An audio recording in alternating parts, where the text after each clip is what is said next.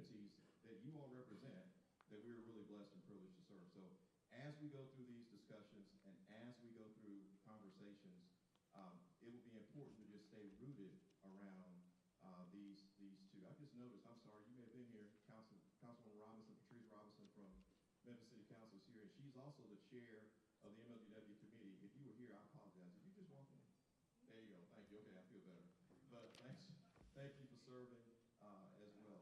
So this is important for us to stay focused on as we go through this process here as we go forward. Now I'm going to ask Brian to come up. I've introduced Brian already. Brian is going to come up and really be, is going to give us some ground rules and talk with us a little about meeting protocols and those kinds of things. So Brian, I'm going to give it to you. All right, well, thank you. It's an honor to be here and certainly happy to be here in Memphis. As you said, I am the executive director of the statewide association. So we have 60 utility members from across the state, from here in Memphis and MLGW up to Bristol, Tennessee Essential Services. Of course, it's a big state, 500 miles from point A to point B there, so many of you probably haven't been to Bristol. But it's definitely an honor to be here, and we're there in Nashville to look out for all of the ratepayers across the state. So going through the ground rules here real quick, I think it's pretty standard. It's always good to go over them. We want our meetings to be timely. We're going to start and end on time. It's a very important reason why we want to end on time today, right? University of Memphis. Congratulations to the Tigers at 12:45. You know, if the power's out on a Tuesday or Thursday and not much going on, maybe it's okay. If the power's out and the basketball game's on, there's going to be a lot more calls in MLGW. So certainly want to be done on time and make sure the lights are on. Out of respect for everybody, only one person speak at a time, refrain from interrupting. And today's been more of an educational process, but as we move forward, there'll be opportunities more for and desire to encourage input. Only team members can speak during meetings. However, there'll be a provision for the public that are listening online right now to provide input via the portal. Be succinct with your questions and comments so that everybody has an opportunity to speak. I mean, we want to be respectful for others. This is a large group, but Memphis is the largest utility system in the state of Tennessee and one of the largest in the nation, so it's good to have input here from everybody. The rule of 40, every input's expected from everybody. We're not just looking to fill the room with people. Certainly want everybody comfortable participating. Focus on the topics currently being discussed. Please refrain from sidebar conversations. This is a focus on the outage improvement. Personal attacks or inappropriate comments do not have a place in these meetings. Respect and decorum will be maintained at all times, and those who don't adhere to these rules will be escorted from the meeting. I did manage a utility system a few years ago, and I received inappropriate comments and personal attacks before when the power was out, so I know what it's like to walk a mile in MLGW shoes, and certainly ask that y'all would be respectful of that, because I know it's frustrating when the power's out. We all understand that. And then for those with the virtual meetings, same rules as in person, that the team members will be granted panelist rights to participate, will be able to speak.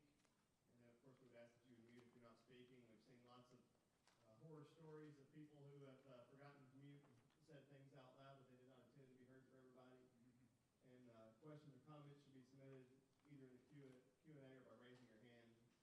We'll go over that, especially if we have more virtual meetings, where those are located on your screen, so you can do that effectively. The public will, as mentioned, be able to provide input via the portal, and instructions are forthcoming for that. And the host reserves the right to disconnect those whose comments are not in accordance with good decorum. So, one other thing in the ground rules today is St. Patrick's Day. I see that some of you have your green on, and if you don't have green on, you're not allowed to pinch the person next to you. So we want to make sure that we're respectful of others there. So we've outlined the process here and getting things started. What I would like to do, am I going to pass this mic around for intros, or? Yeah, they can. They may. Do we have other mics out? Oh, Angelica's going to. She's got. Okay. So in your book, there's a little bio and a photo in there for everybody, but we want to do just a quick introduction around the room. Just state your name and who you're here to represent, because some of you have been appointed or been asked to come by your city, some of you have been asked by your neighborhoods, just so we know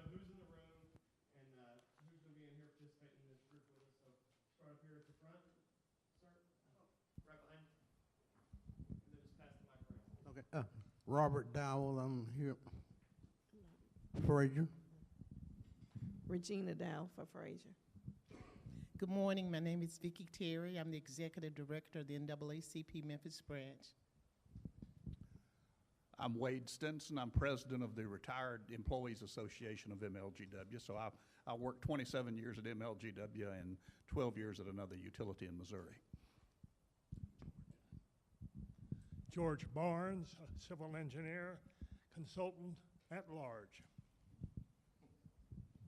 Aretha Anderson, Bruins Plantation, Whitehaven. Calvin Burton, president of the Red Oaks Neighborhood Association and president of the Whitehaven Kiwanis Club. I'm Scott McCormick. I'm a former city council member, and I was on the council the first time it was proposed to sell MLGW, and we didn't do it then, and I hope we don't do it down the road. I'm Mitch Graves, the current board chairman, Board of Commissioners, Memphis Light, Gas, and Water. I'm Mandy Metters. I'm the State Renewable Policy Director for Duke Energy. I'm participating in my citizen capacity as I'm a citizen of the Memphis area. I don't know if I can talk with this. I actually can. Good morning. My name is Devaney Perry. I'm the Executive Director of Building Memphis. We're a membership organization of community development corporations and other community development partners in Memphis. We aren't geographic focused. We have about 30 CDC and community development organization members from Habitat to The Works to Power Center CDC and Hickory Hill, so we're all over. I'm Ira Carbridge Jr.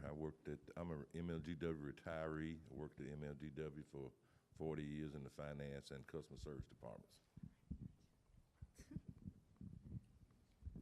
Good morning. I'm Bo Mills, Public Works Director for the City of Germantown. Also sit on the MLGW Community Advisory Committee. Good morning. Reynold Douglas with the City of Germantown. I'm General Services Director. Hello, I'm Adriana Perez. I'm with Latino Memphis, Project Manager, and we do social injustice and health advocacy. Good morning, Arnetta Macklin, MIFA, Metropolitan Interfaith Association. Richard Ranta, I'm the Community Advisory Committee member too, but recently retired Dean of the University of Memphis. Good morning, I'm David Smith. I represent Keswick-Stornoway Neighborhood Association and recently retired from AT&T. Hi, Sharon Trower. I represent the board of Seattle Park Neighborhood Association. Good morning, Patrice Robinson. I thought I was retired from MLGW, but I see it every day. I represent the citizens of Memphis and hopefully everyone in this room.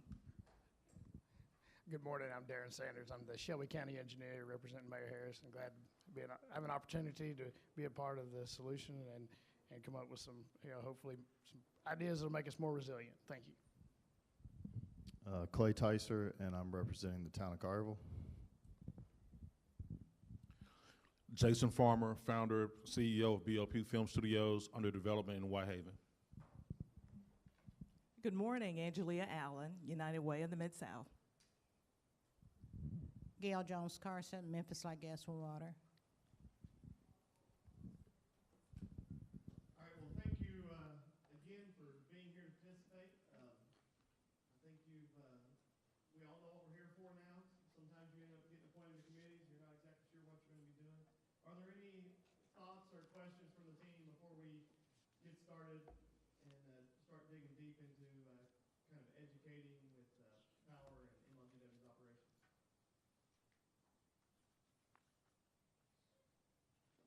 Seeing none, I will hand it over to Alonzo Weaver, the COO of MLGW. Thank you, Brian. Good morning. It's great to see all of you here this morning. I'm Alonzo Weaver, Senior Vice President, Chief Operating Officer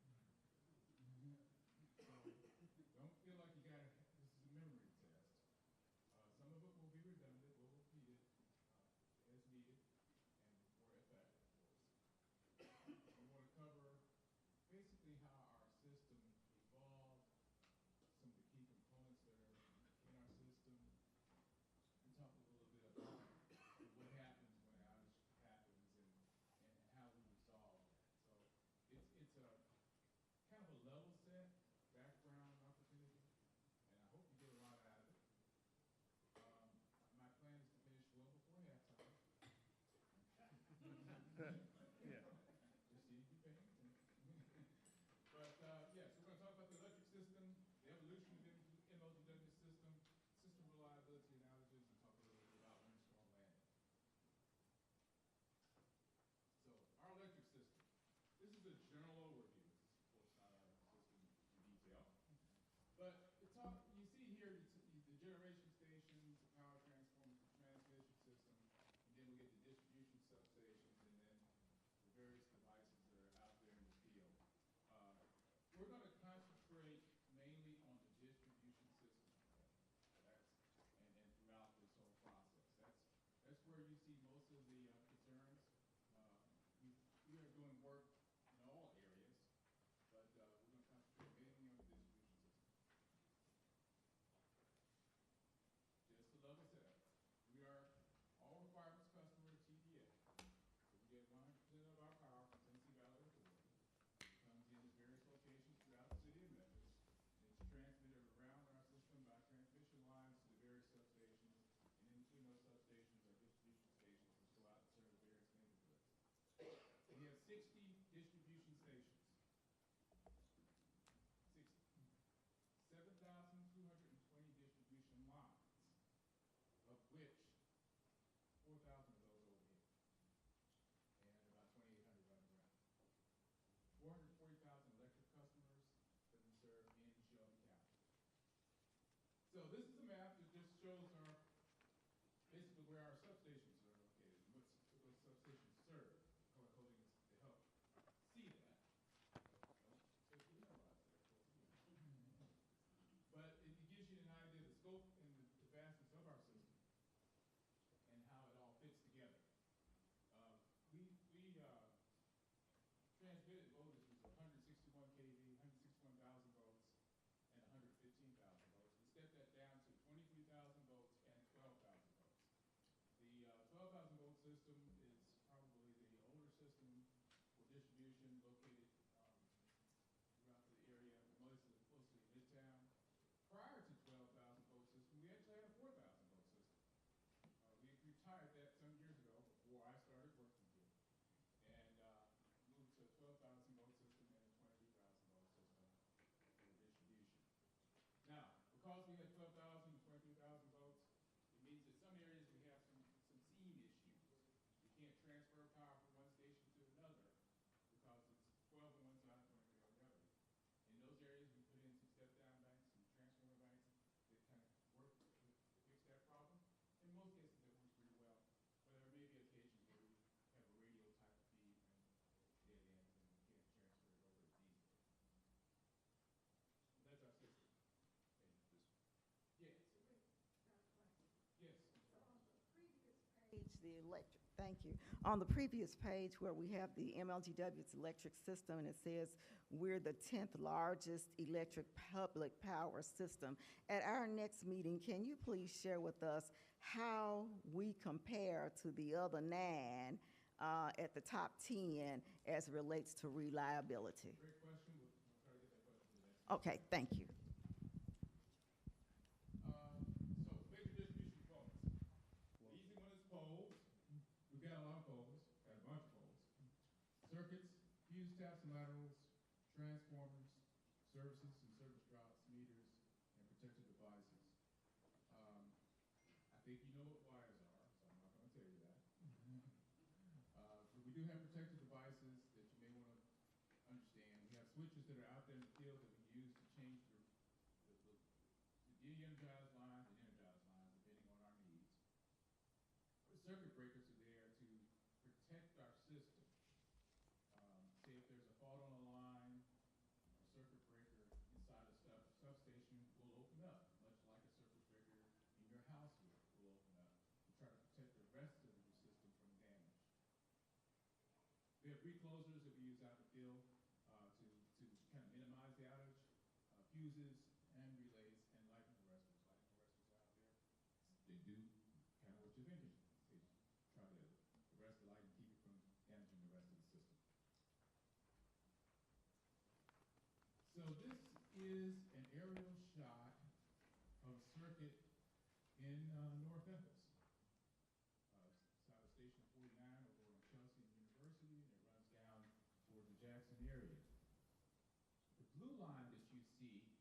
is the backbone feed, the circuit feed. Now, the average circuit that we have at MLGW runs about 5 miles. There's a lot of opportunity for intrusion because of that, but basically 5 miles. This circuit meanders through North Memphis, Hubert, Tupelo, Shasta, Dexter, and then on down to Los Angeles and Lindale in the Jackson area.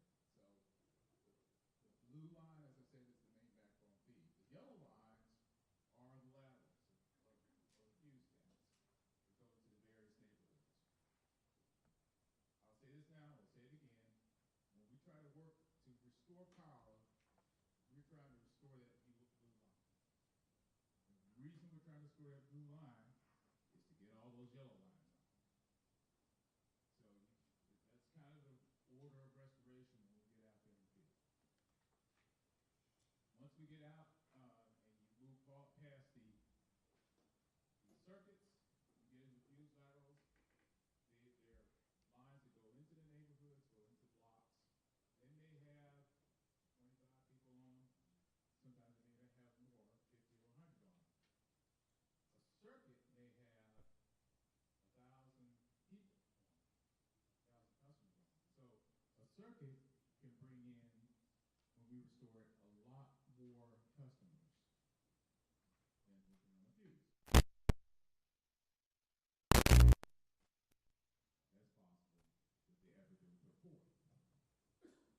So go then to a fuse. A fuse will open when there's a fault on the line out there in the field. So you have maybe a tree that's gotten into the line, or some other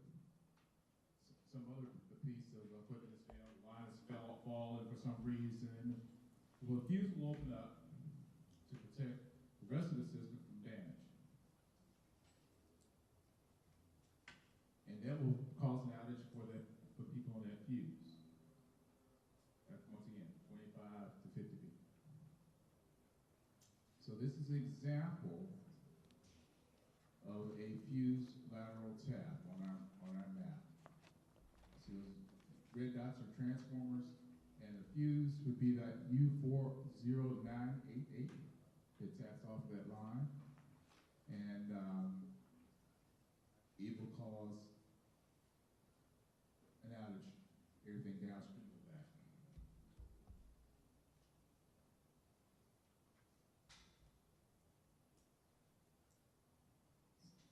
Now, fuse taps can be overhead or underground. We have both types. Your fuse taps overhead are very susceptible to trees, animals, that sort of thing. Underground is susceptible to underground cable faults and flooding. Those are the predominant variables there.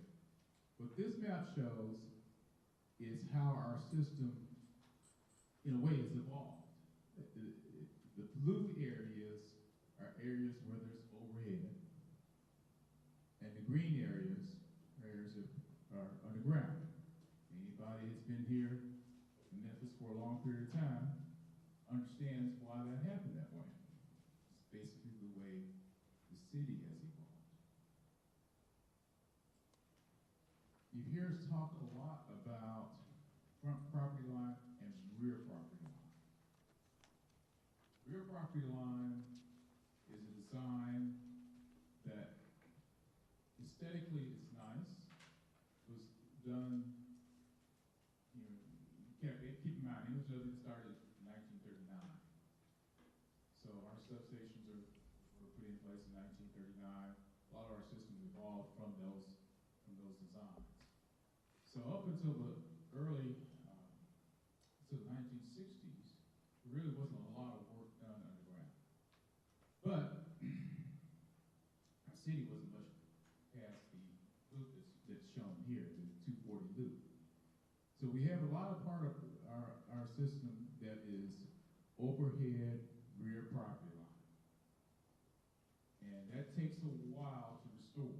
So you'll see when we restore, that area a lot of times comes on last. It's because you gotta go in backyards, you gotta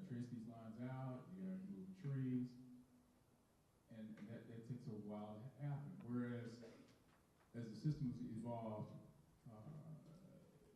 in the areas outside of the loop, it has been underground. Then we just do a little work on the overhead system that feeds that, and we get back off pretty quickly. But the rear property line work is predominantly inside the loop. The rear property line work takes the most time to put back together. It's an aesthetically pleasing site type of work. It was probably done in new subdivisions until the 1980s, and then we moved to having all new subdivisions be underground. A lot of developers pick overhead rear property line because it was aesthetically pleasing and it was cheaper than underground. But we made a decision in the 80s to shift it all to underground as we moved out into further parts of the eastern part of our development area. So this is an example of how an underground subdivision is fed.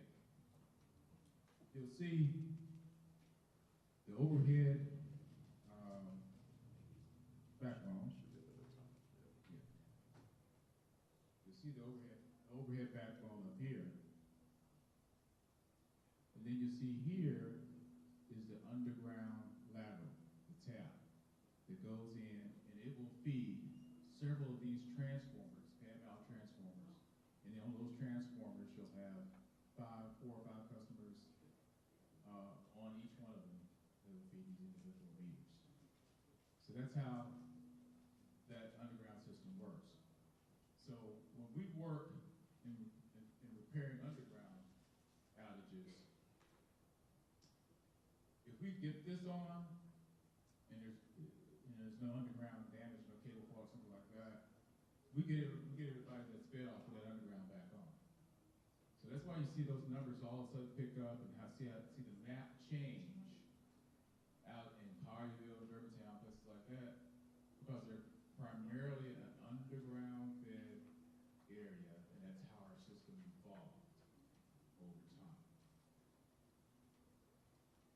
Overhead, there's primary wires, there's a transformer, and then we have secondary that runs between the transformers and then serves the houses in what's called a service drop. So these are the areas that are susceptible to failure. You can have a tree fall across here just as you would on an overhead service. You can have something fall on the secondary, or something fall off a service drop in an ice storm. You get animals into this area, these transformers will fail. But that's the kind of design that's predominantly within the loop.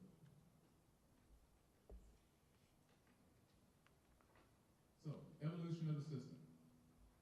So, 1960, you see that, yes? Could you go back to the very beginning when you described that North Memphis, you had the blue line with the laterals, and just describe all of the pieces there, because so the blue line is the primary, or the backbone, yeah, the blue line laterals, is the backbone. and what are the black dots and the orange triangles? If you could just describe how that's arrayed there. So the blue line is backbone feed. The black dots are areas where that backbone will tee off, probably a switch of some sort, and then or a fuse tap. The triangles are probably a fuse tap, and it's square. It's fuse tap, and it goes back to the various fuse taps going from there. So it's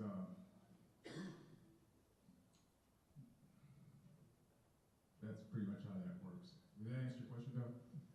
I just wanted everybody to understand so if this area, if the blue line went down, you would start repairing the blue line, and then are the other areas on there where you would be, where the yellow intersects with the blue, that's where an individual fuse might be.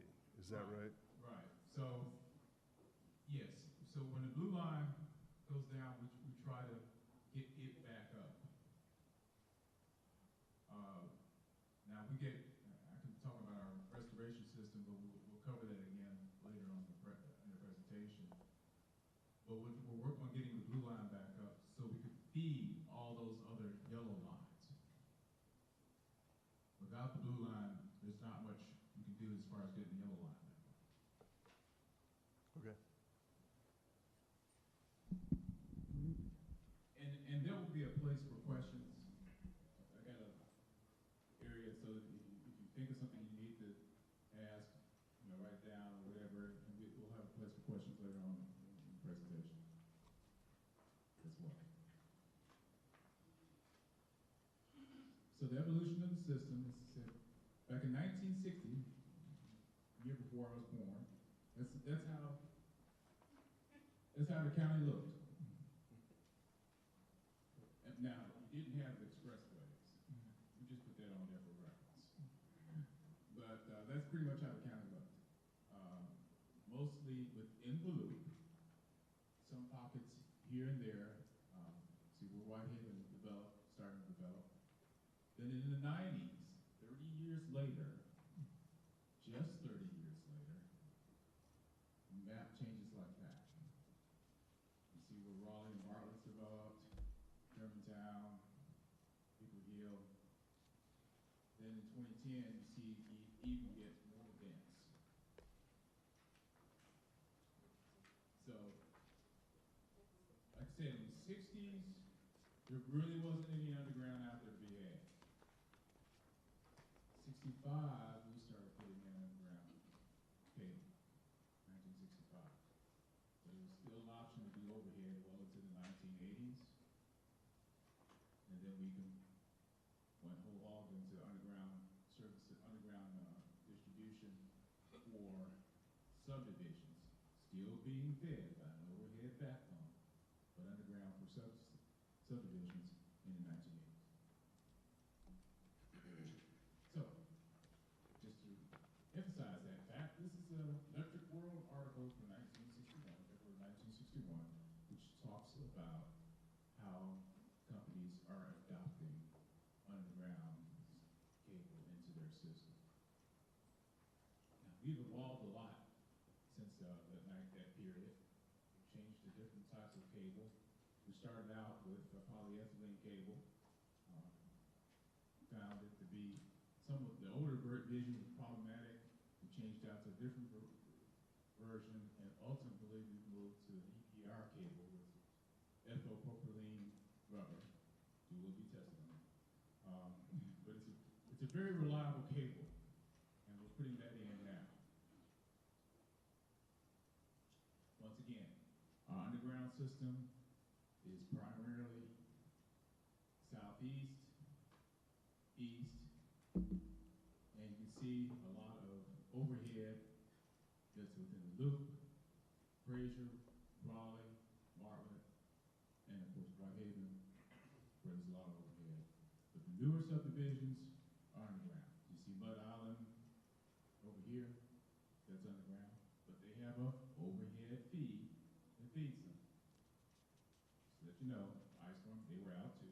And all these areas were out as well, but they came on a little bit quicker because there's one repair that gets all these on.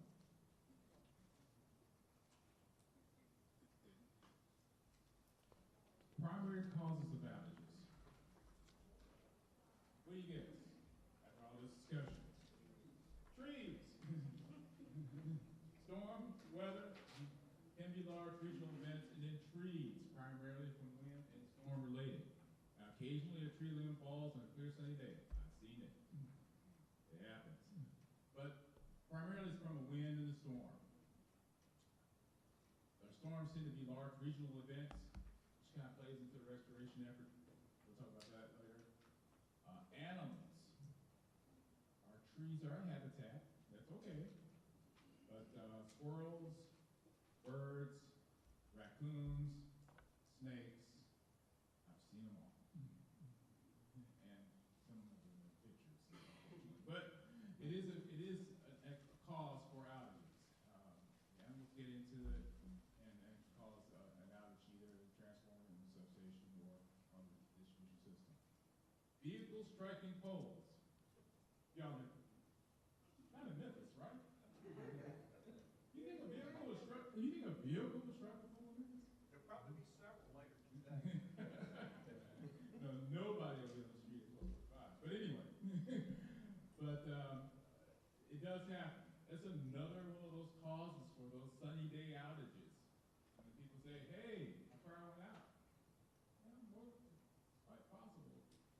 Car hit a pole. You see a lot of that. Equipment and infrastructure failures due to aging. I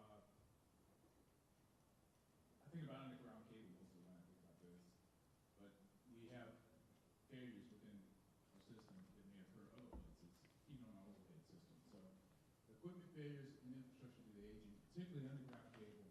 Underground cable tends to have a life of about 30 years. So you end up replacing it, whereas the overhead equipment probably is 50 years or longer.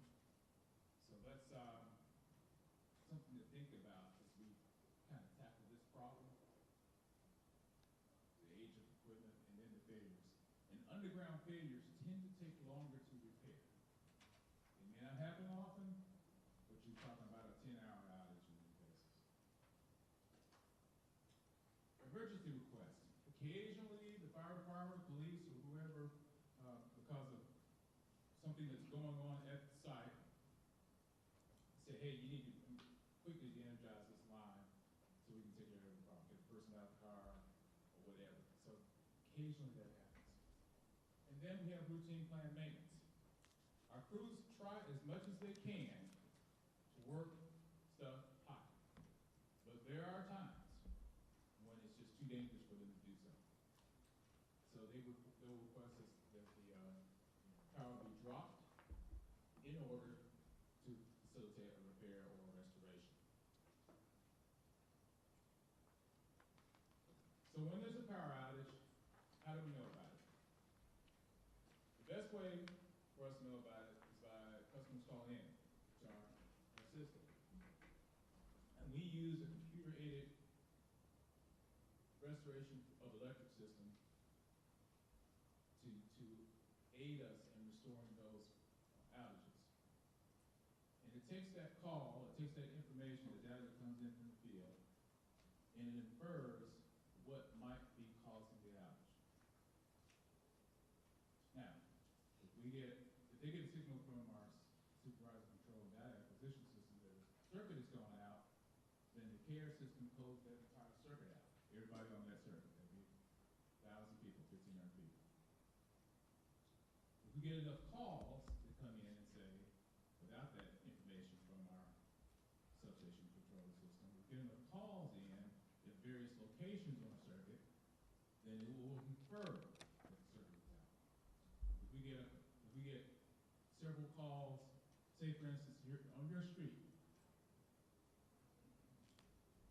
your power is out, neighbor about on the far end of the street, but on the same block that you're on, they're out.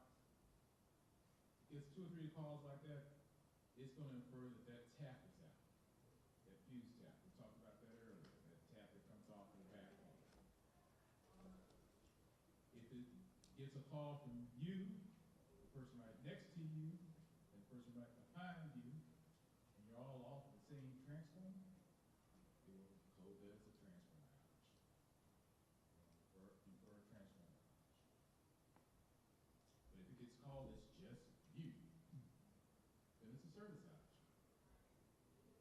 And each of those different levels tell us how to dispatch or where to look. So it gives us an idea of where to look in our system for the damage that has caused your outage.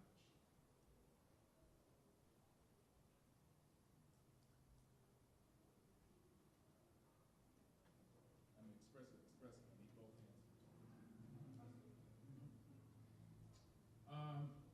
Once again, outages by root cause, you see trees, 40%, wind, about 25%, and equipment failure, about 10%. It kind of goes down from there. You've got that in your book. I won't read that to you. But you get an idea of what causes the various outages. And then you can see where the locations are. About 28% of them are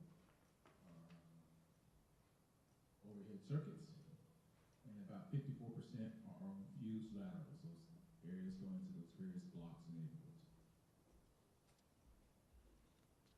Once again, another description of what that all looks like. The electric substation that's located up here feeds a backbone.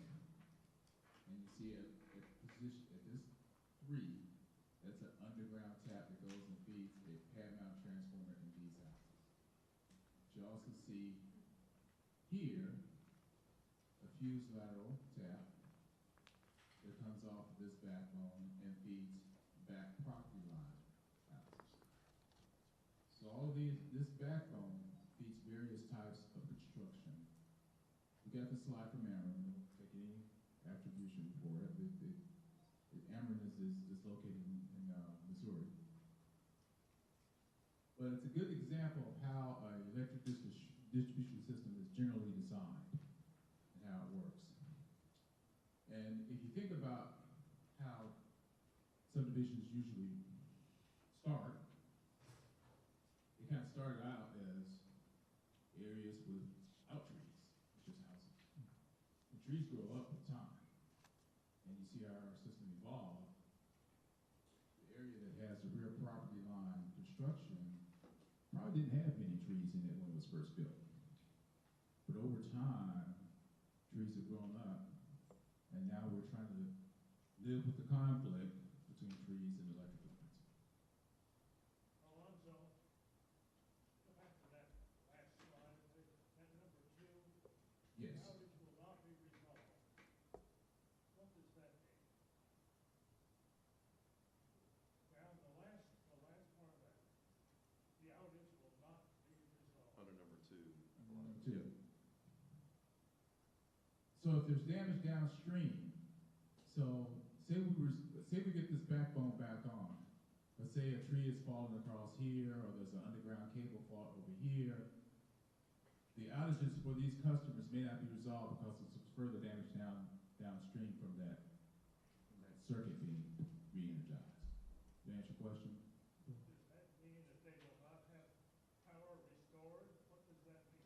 That means that the repair here doesn't necessarily get the power on here. There'll be additional work that has to be done to restore that. And we'll still work to do that. But, you know, you'll see parts of the neighborhood come on before you see other parts of the full neighborhood come on. Good question. Alonzo, Yes. how do you know it's not back on? Do they have to call in again, or with the new electric meters, are we able to tell without a call? We like for customers to call in, and because it's the quickest and most reliable way to get that information. We do get information from our electric meters, but in a massive event like we had with an ice storm, the infrastructure that is used for communicating that status gets damaged. We have so many street lights that are out that the cell that pulls that information from the electric meter is not able to get that information, and it doesn't get back to the carrier system in a timely manner. So a call is the best way to do that. Yes, sir. Let's assume we had this storm we did, and the main transmission line there, number 2, is knocked out. That would put all these houses out, and several of them have called in. Now, you've restored power on the backbone. One could assume that those houses are now back on. How do we know they're not? That's my question. Do they need to call in a second time after a period of time, or? Yes, then you call back in.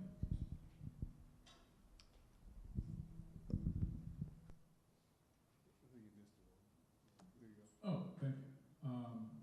So you get a lot of different calls and questions that come in for people as the restoration event is going on, and they have various questions, and they're good questions, and they're interesting thoughts. People think my power was restored first.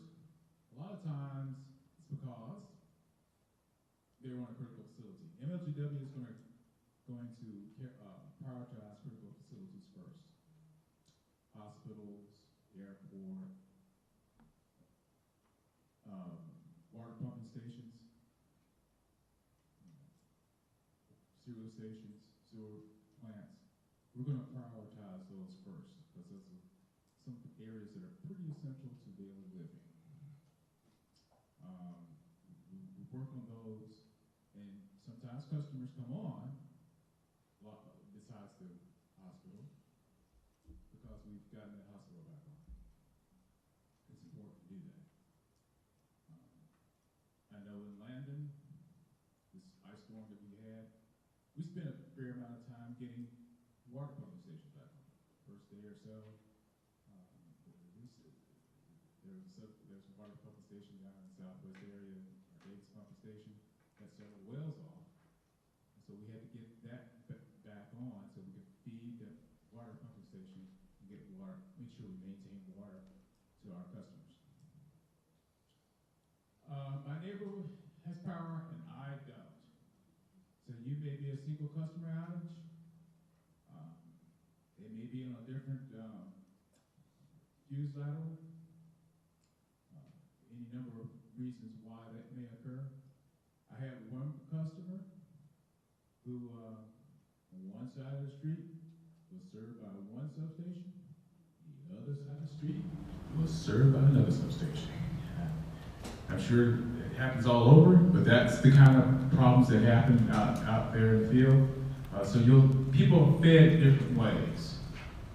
Doesn't necessarily mean that when we get that customer on, it's like that you're going to come on. So different ways to do it. This is far. This is in the area of the call center. Yes. Talk about the call center and how that's operating, and if you have enough people there to staff it. We're going to cover that. So give me a minute. We're going to get to the calls and how those are handled. Right? If I don't answer your question, ask it again. All right?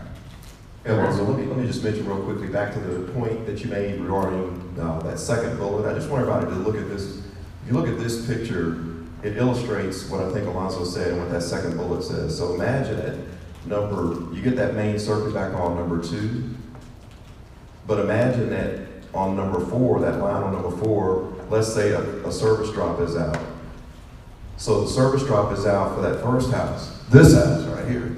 That service drop, a tree is on it, but not on this one. This customer won't be on, this one will be. And that's just an example of why sometimes that could happen where someone says, hey, my neighbor's power's on, mine isn't. Or if these were houses over here, you get that circuit back on and everything is good, they may be fine. But if this fuse is blown up here, they won't be on. That's just an illustration of why that can always happen. Just want to point that out. That's a good picture. Thanks.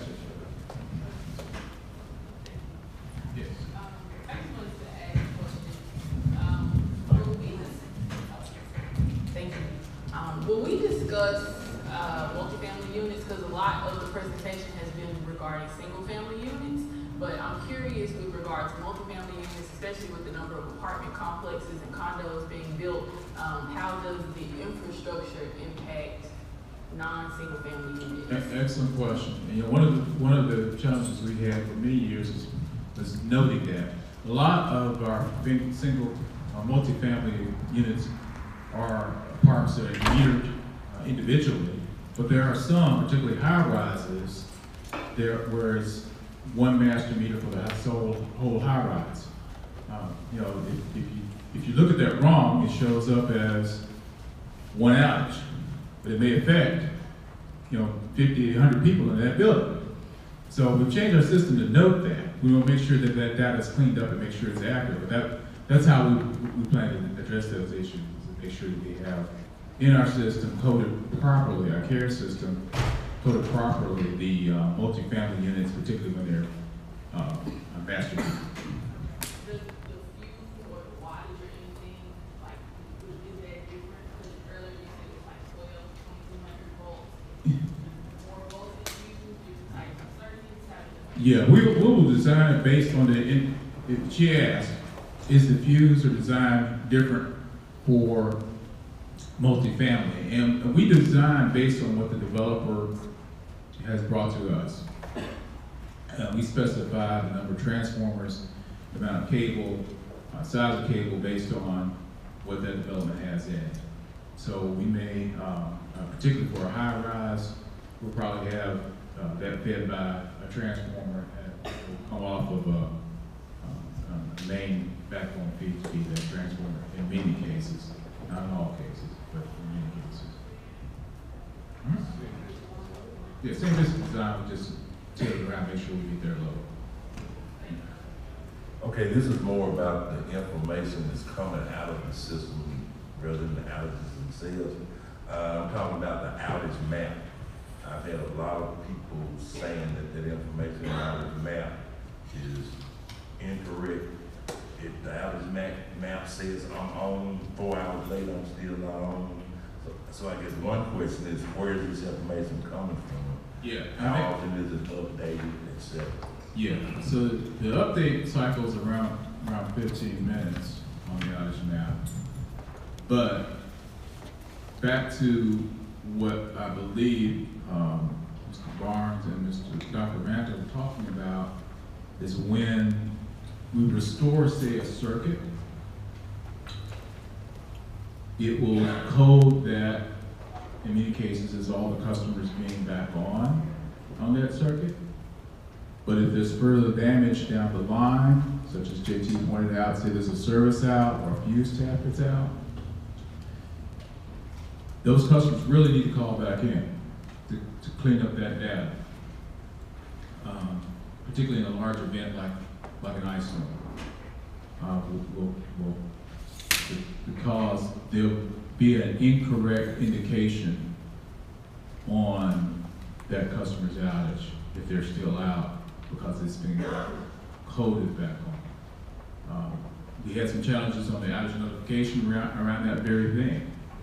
And outage notification is tied into the electric meters in the care system and getting that information, and we didn't have really good communication on the meter infrastructure because of the damage to the meter infrastructure communication system. So yes, they need to call back in. That's the reason it comes across as incorrect, and we can, by getting that information, it really helps us. If you're still out after we say you've been restored, it really helps us to get that information so we can dispatch a crew and find out why you're still out. I have a question. My question, we said in 1960, we had overhead. And then in 1980, we started underground. According to your diagram here, you got a combination. Is that accurate? Do you have a combination of underground and overhead? In some areas, yes, we do. As we transition to doing more underground, developers had a choice. So one development may have underground, and if the developer chose to use real property line instead of underground, then you see that where you have on one circuit, you may have overhead and underground. It's kind of you see some of that in Raleigh, that area. Okay. It's other areas where they developed right at the time when we were offering both. Okay. Is there any data to show the, I guess, differences or advantages of one over the other, underground outages compared to overhead outages? Yeah, we have that data, we'll share Okay. in the upcoming meeting. Thanks, great question. Yes. How's the transmission distribution system monitored on a day-to-day basis? So on a day-to-day basis, we have a supervisory control and data acquisition system that looks at all the substations, what's going inside of them. It's monitoring the transmission system and the circuits that come out of the distribution station and go out into the field. So that it looks at breaker position and monitors all that. Out in the field, we have the care system monitors this computer-aided restoration. That looks for information, mostly coming from the customer. Usually a call in, sometimes from the meter, but it's available for that. Within all of that, we're adding automated switches those automated switches will communicate back, and they'll be able to give some information. Ideally, they'll be able to do some self-healing once we get that system really rolling. And the self-healing aspect of it is they'll be able to isolate the fault and get as many customers back on without us rolling the truck to do that. Yes, Mr. President. So right now, even though an individual customer calls in about an outage, you don't know by individual customer that they're back on. The assumption is if you bring a circuit back on, you brought all the customers back on. So that's why they gotta call back in. So when they call back in, is the person they're talking to saying, well, you on it? What's going on with it? So, once again, the best way for us to get information on an outage is what you can call the outage hotline.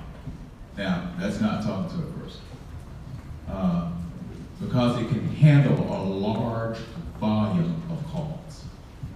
A huge volume. You'll see that it handles 169,000 calls the first day of the last storm. There ain't a call center that's staffed to do that. Which is bad. But it's able to handle that many calls. So that's the way we get the information in really quickly and get it into the system. We can update it, we can say, okay, they're still out, create another outage, and put it in the system so we can respond. Thanks, sir. Yes? Alonzo, you talked all about our infrastructure. Do we ever have any challenges from TVA supplying our system during one of these events? Or is there enough redundancy that we never notice? We never notice any issues. Occasionally TVA will have an issue. You may see a light blinking, but you don't see an outage from that.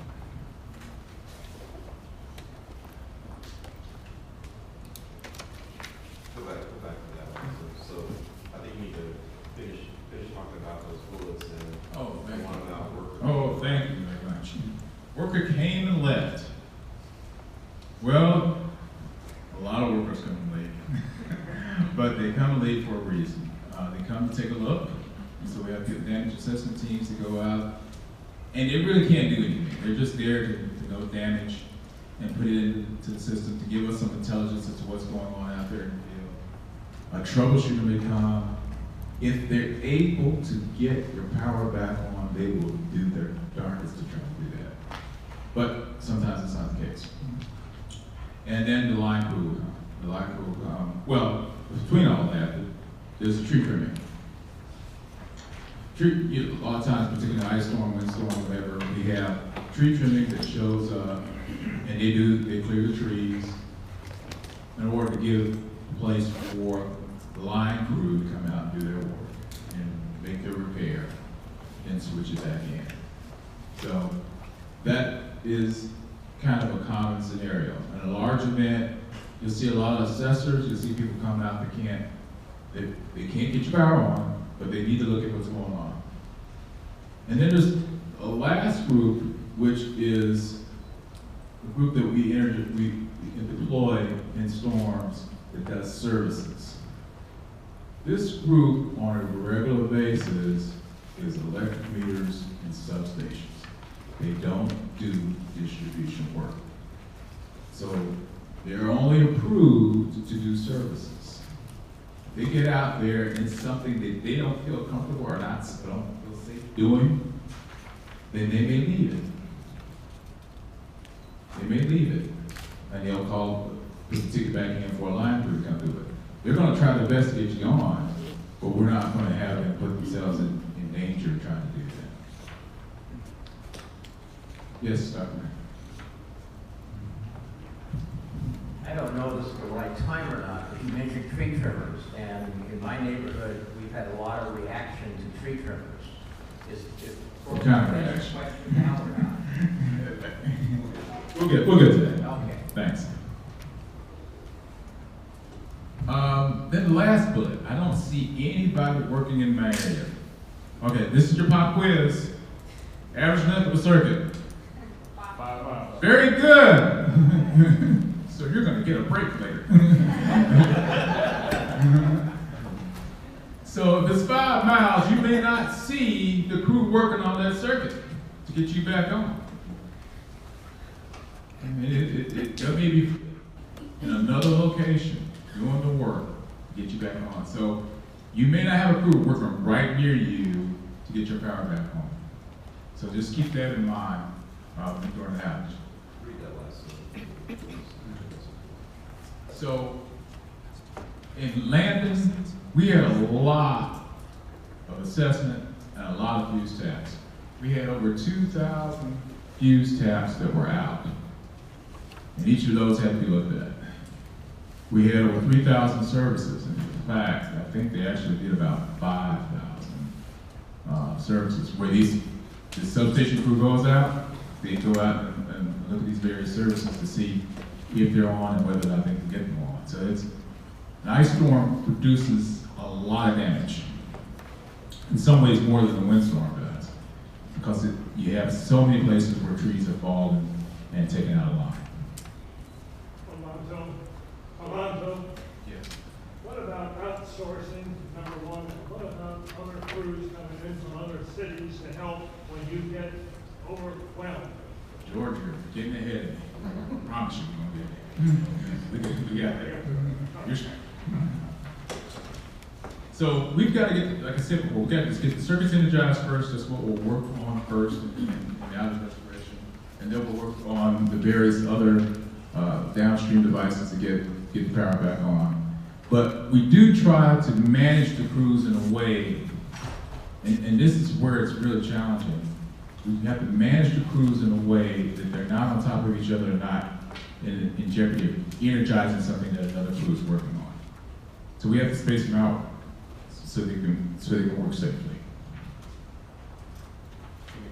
I just want to mention real quickly as well, with regards to those single customer services, one of the things that we saw, and thanks for reminding me about this, Dana, one of the things that we saw in this winter in Landon, and we've seen it in a lot of other storms, is these areas. So if you've got an overhead line coming in that serves your home or business, we saw a lot of damage because those were pulled down and there was damage to the actual weatherhead as well as the meter can. And so even if we do everything Alonzo just said, if we do all of that, the customer will still be out because of that damage that is associated with the actual service to the weatherhead and maybe the meter itself. So just to kind of clarify, there were several thousand of those as well that kept folks out. Yeah, there were several of those. And we saw a lot of extensive damage, like I said, from the storm. In many cases, in a windstorm, if we energize a fuse, it holds for about 90% of the cases. In this case, it's probably less than 50%. So we had additional damage that we had to repair down the line. How are we doing? Need one more slide? One more slide. JT would like to see one more slide.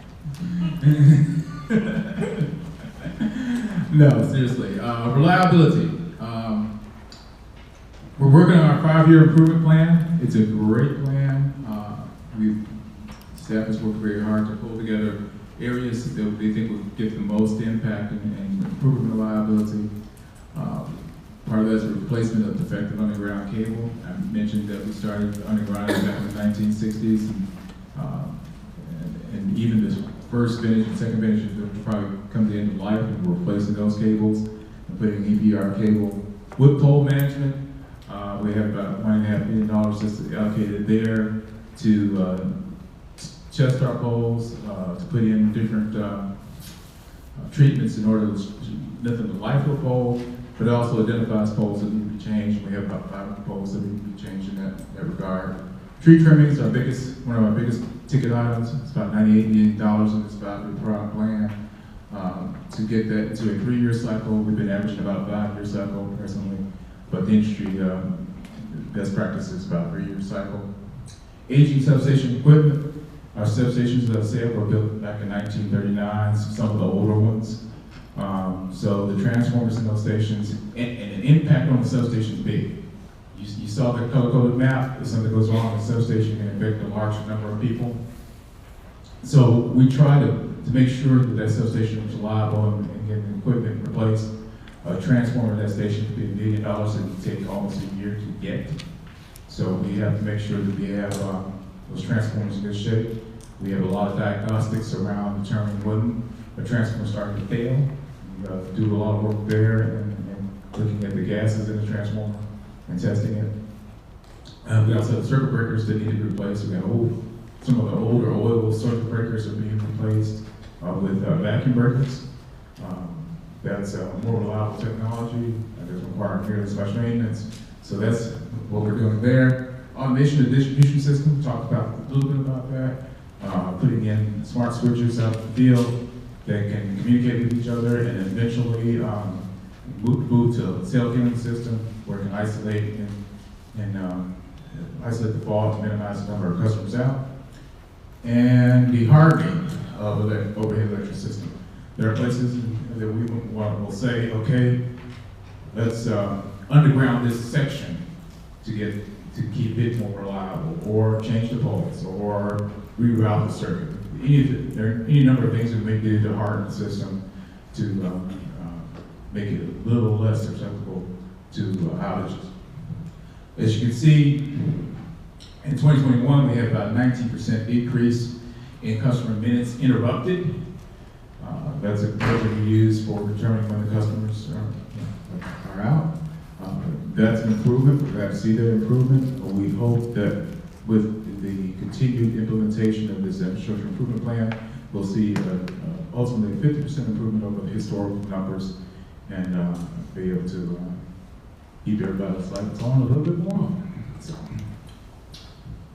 there we are. We have made it to the question section.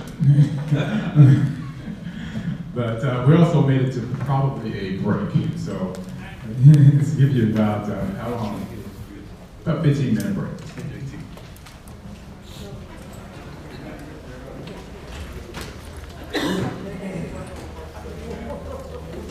Bathrooms are located just down the hall to the left.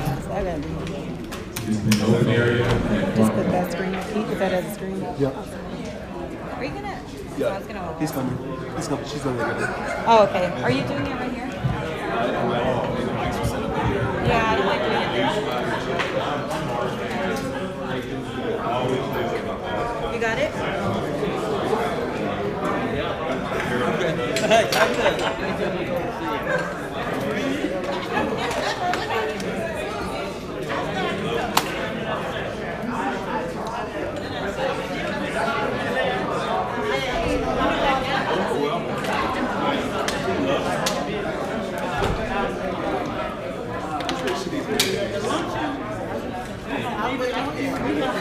Well, I didn't know he had said something to you. I wouldn't have been done over.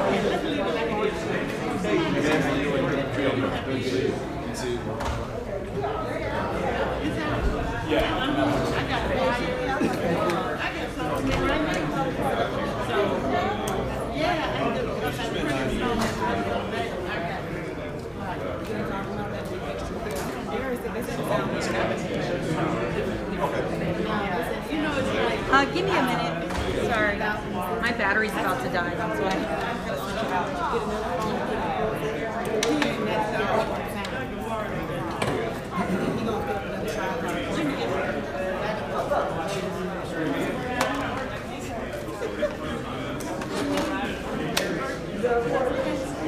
Okay, I'm gonna cross y'all cameras. Just a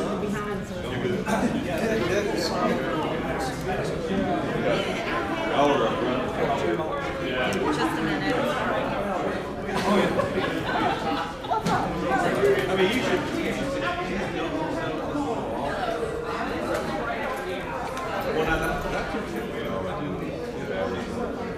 Yeah, on the other line.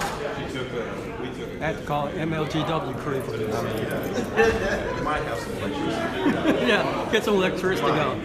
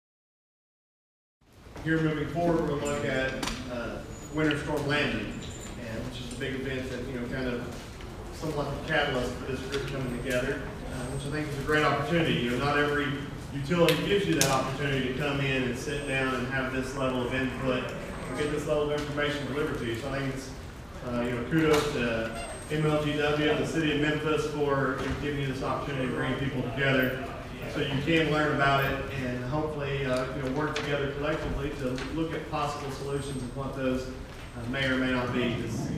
After the break, did anybody come up with any creative questions that you would like to ask at this point? Yes, ma'am.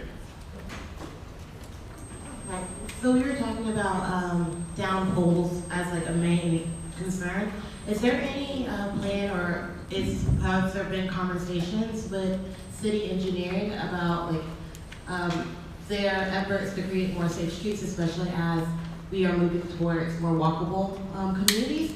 Are like utility poles in the middle of sidewalks when once they're down to despair and those types of things that they affect walkability? Is that something that's been a concern or brought up, or just curious?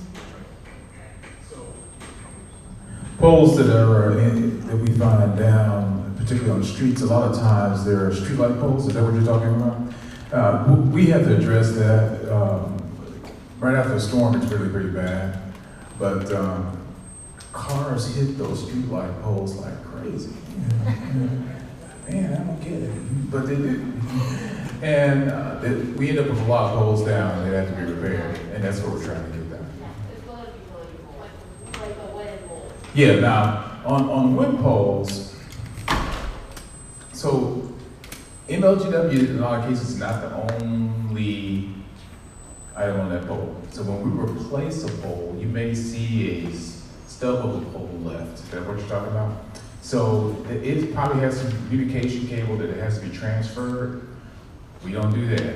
So it's going to be Comcast or Xfinity or Time Warner, Kentucky That Link, AT&T. Somebody has to come and transfer that over. So you'll see the pole get it transferred over, then you see a little bit more cut off, that sort of thing.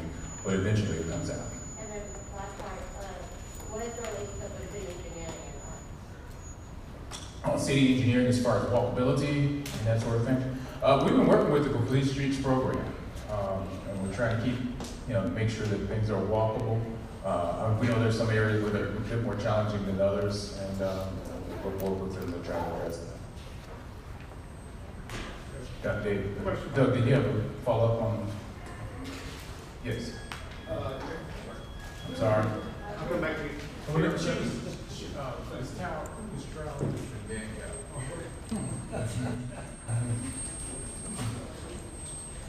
might have service that does go through my backyard, and most of our outages in here are from that fuse blowing. It makes a really loud popping. And I'm assuming it's, workers used to come to me and say afterwards, a squirrel did it, and so on. And I'm assuming it's still from animals. Is there a way to protect those fuses from animals? Yeah, so the fuse blows to protect the line. The line usually has some sort of contact, and so when you say it's an animal, the animal has gotten on some place in that line and caused the fuse to blow. It took that power to ground and caused the fuse to blow. Then we replace the fuse to get the line back on. The challenge there is always going to be, what to do about the animals. It's hard to cut the trees, but we have to do what we can on that. There are mitigation efforts that can take place. We have to look at that. We see where the animal's getting in. We're doing some of that, particularly in substations, putting in maps to try to limit the bird contacts and squirrel contacts and that sort of thing. And then maybe something we can do out in the field. I'm not sure if we're looking at that. But yes, we do look at that and make some changes in that regard. By the way, we're fortunate to have some subject matter experts here in MLGW, and I want to recognize them. Don Roberts, who's over our reliability sections in the back. A lot of their presentation that you saw earlier, his group put together. We also have Jackie Jones, who's our Chief People Officer, and Jim West, who is Chief Customer Officer. So a lot of people here that they would have various questions, along with members of their staff, so.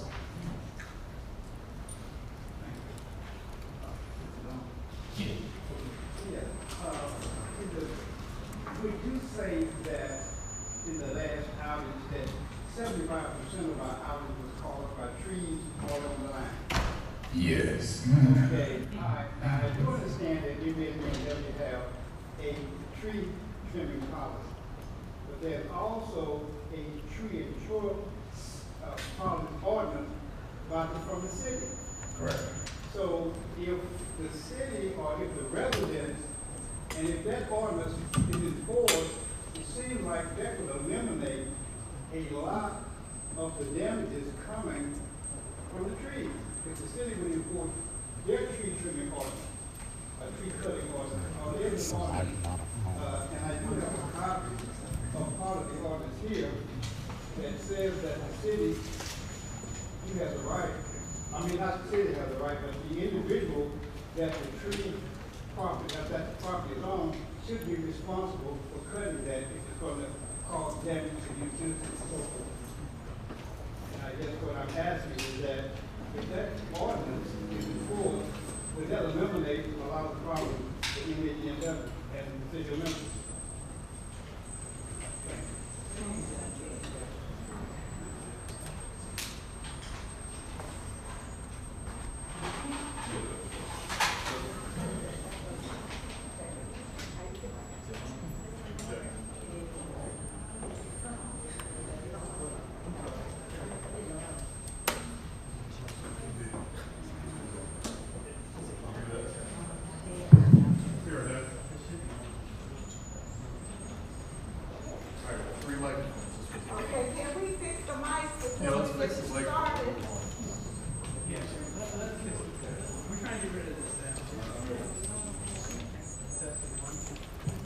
Testing one.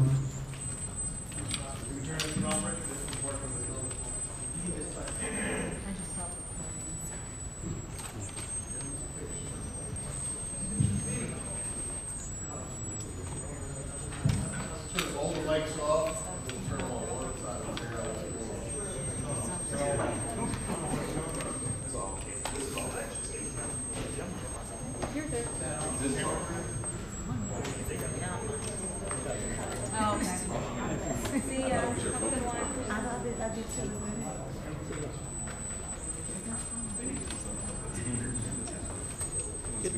Get the mic.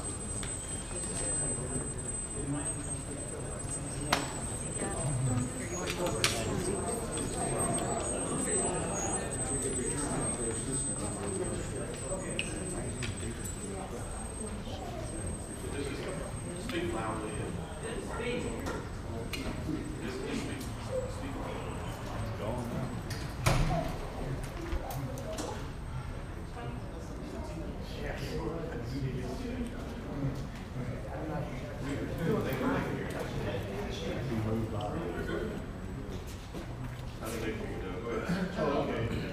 The question was about the tree ordinance, and absolutely, that is one of the things we want to talk about today is how we enforce that. I know that's a polarizing issue.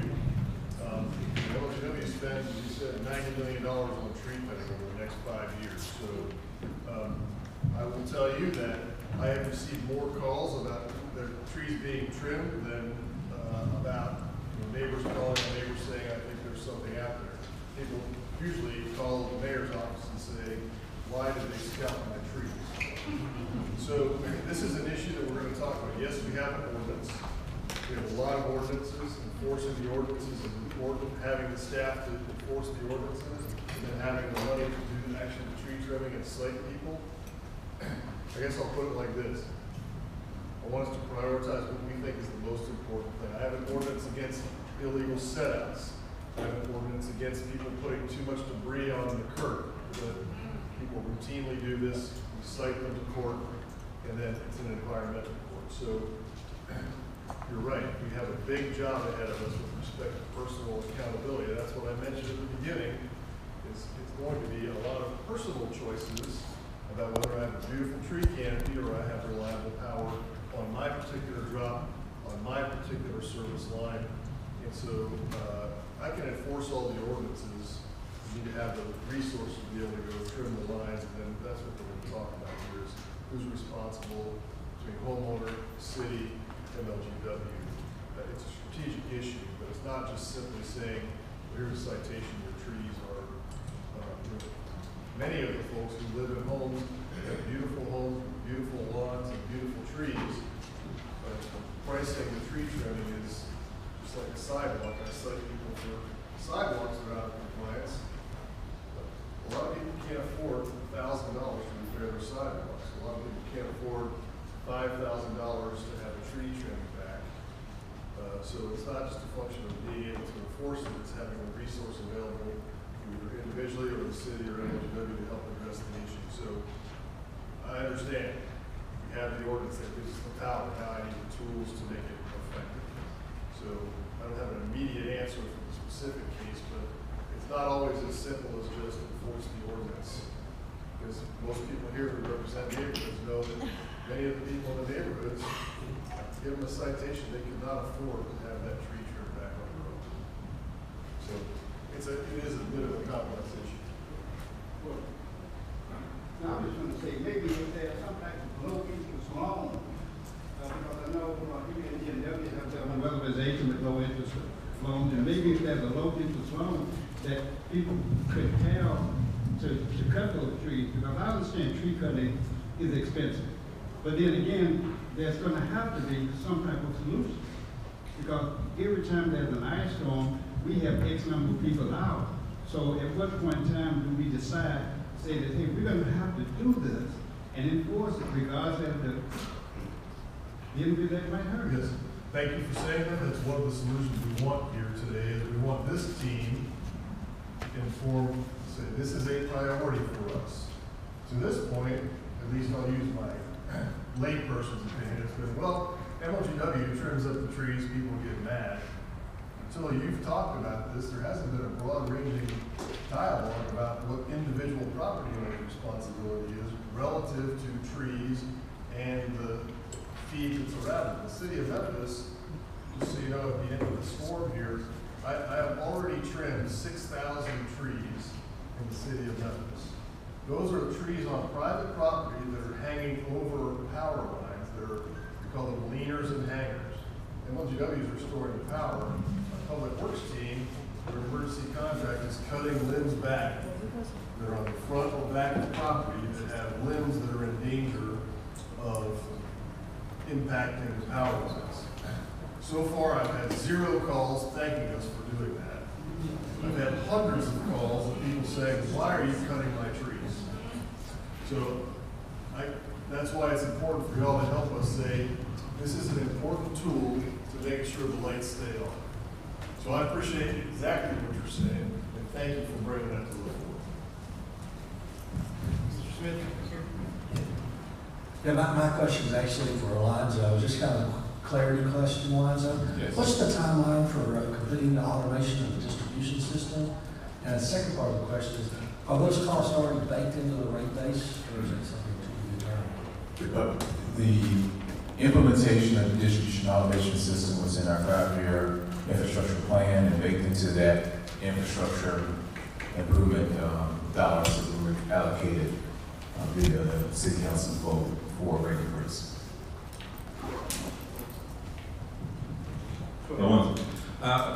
You mentioned about how important it is for people to call in about the power outages. That's the first, and I've been around a while, kind of the first time I have learned that how important it is to call in. So I have a 2-part question. One, is there any kind of public service announcements that you talk about to encourage people? Because during this last outage, I went out and talked to my neighbors. I think I was the only one who actually called in my code that I live in. And I didn't know to tell them, hey, it's important for everybody to call in. So that might be something that we need to kind of... We do communicate that. Okay. We'll check and see. You bring up interesting. And I also learned something new. I wasn't aware of putting your number in to get text messages. Right. That some actual board member told me that. Gail Jones Carson is here, and she can and respond to both of those questions. And Scott, I talk about it ad nauseam on every interview and all our social media. We always say, never assume we know that your power is out. Please call back. So we constantly communicate that, especially during hours. Okay. Yeah, but you can sign up for text alerts as well through the app, MLGW app. It's pretty nice. It's kind of geared around the whole meter communication network of it, so it works well on the normal outages. But in a storm like that, we had some challenges in that regard, so we did turn that off later on. But yes, it's a great feature. And then the other, I wasn't clear on, if you're in an outage and the power gets restored, but your power isn't restored, you said to call back in, but how do you know that, if your power's out, how do you know that you need to call back in? So when you call in, you can get status on your outage. You know, it says it's being accessed, waiting for a crew, that sort of thing. You can get information like that. Or it says restored. If it's not restored, then you can split that outage back in. Yes, James. Alonzo, when I look at this right here on the screen, who called this man? How does he know what to do? Is there somebody sitting somewhere that makes these decisions on what needs to be done and how it needs to be done? And the original people who made the decisions, are they still alive? I know you've given us years. You're giving us years ago about how long ago this was done. Where are the people who made the decisions on how to do this? And, you know, how is this done? What's the mechanism for getting this done? But that's really serious. Where is this man today that does this kind of thing? We'd like to see him. How does he know what to do? Okay, so part of that is through our care system. It helps us to determine where to send our troubleshooters to go look. Troubleshooter will go out and they'll take a look at that line and say, okay, this damaged piece of equipment needs to be repaired, replaced, or the treatment needs to take place, or they may be able to turn it back on themselves. So the troubleshooter linemen, they work at MLGW and they go and put that back in. But that's who does that work. I don't know if that's answering your question, but we dispatch them based on what we see as the what we believe is the damaged outage element. All right, and we had Dr. Rancho back here? Yeah, Dr. Rancho, we had Dr. Farmer, and questions everywhere. It's good. I'll go back to the question I started some time ago, which is stupid. I want to make one comment first about enforcing the ordinance. I suspect you'd have this call number reversed if you actually did. Anyway, this is more like water abuse. There are no overhead lines down the streets where I live. And yet, tree trimming trucks are coming along and trimming trees where there were no power lines. They should be taking down hanging limbs as well, too. But the allocation of resources for these people brought some of my neighbors to the point of saying, we think an abuse is going on here. They were taking pictures of the diameter of the limbs they were taking out that were in danger of cutting out power lines, I presume, where there were none. The city has tree trimmers out looking for hangers that may fall in the street. I think that's what you're saying. No, they were not over the street. These were hanging in actual people's yards for some of them, but a lot of them were not hanging. They were just cutting them down. Interesting. We probably need to get more details on that. Locations. Yes. Thank you, Alonzo, for the presentation. This is questions for you and Doug. As it relates to the amount of trees that have been trimmed back, Doug, is there any kind of information going out so the public understands the importance of it? Because I think, Alonzo, you said about 90% of the outages are caused by fallen trees or tree limbs? A large percentage, yes. So is there any kind of coordinated campaigns just to push that information out to the public so we don't get to the point of having to have an ordinance, causing people to have to take out loans or whatnot to trim back trees.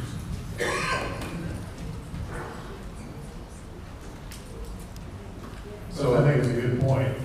And so there hasn't been anything like a coordinated effort because we are still in storm recovery. So just, it sounds, most people have their power back, but we are still in storm recovery.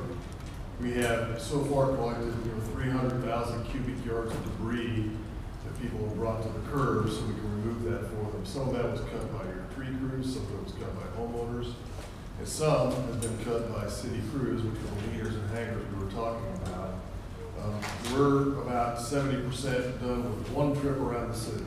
We're going to do 2 trips around the city to make sure that everybody has all of the debris removed that was caused by the storm. Because we realize it's a burden on the homeowners that not everybody has the resource to remove that.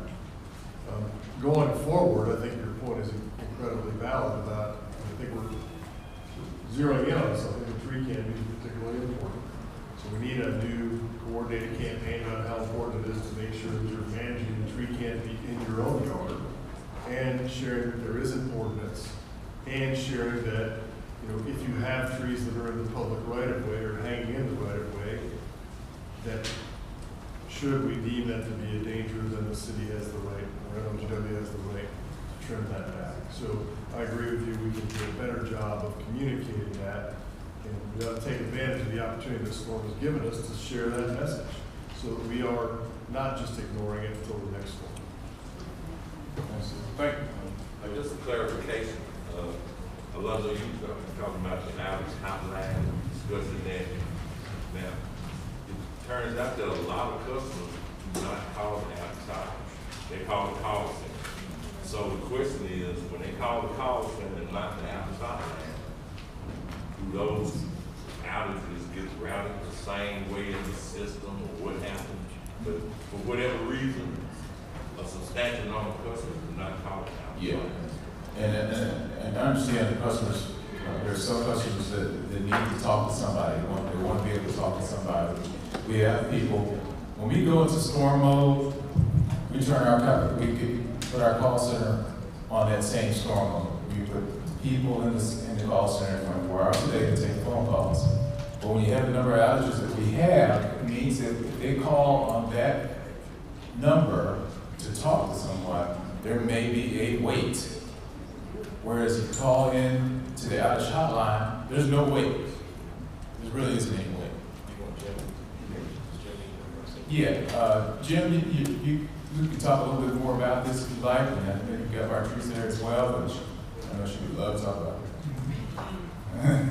Yes, thank you. So I'm Jim West, I'm the Vice President and Chief Customer Officer at MLGW. So Alonzo was right, when we go into storm mode, we put our call center into storm mode. And we operate 24/7. Most of the time, when we're in storm mode, we are only taking trouble and emergency and outage calls. So normal times, right now, if you call in on a busy day, you might experience a little wait. During the storm event, the average wait time for a customer to get a call answered, most of the time during the storm was around 2 minutes. So we were just focused on hearing from customers who had outages to report, who wanted to report down lines, might have had some other kind of emergency. So by all means, that 544-6500 number is very efficient. You heard Alonzo say first day, we took 169,000 calls on that automated line, and about 97% of those were immediately handled. Now, if the customer has multiple accounts associated with that phone number, for example, it may take a little while, and if it can't identify it automatically, it routes that call into the call center to call to a person. But that's a very efficient way to do it. I think the question was, if somebody talks to a service advisor at the call center, and we don't have that outage recorded, yes, that service advisor will create an outage ticket in the system, just like the automated system will do if you call and recognize your account. Hopefully that helps. Any other questions?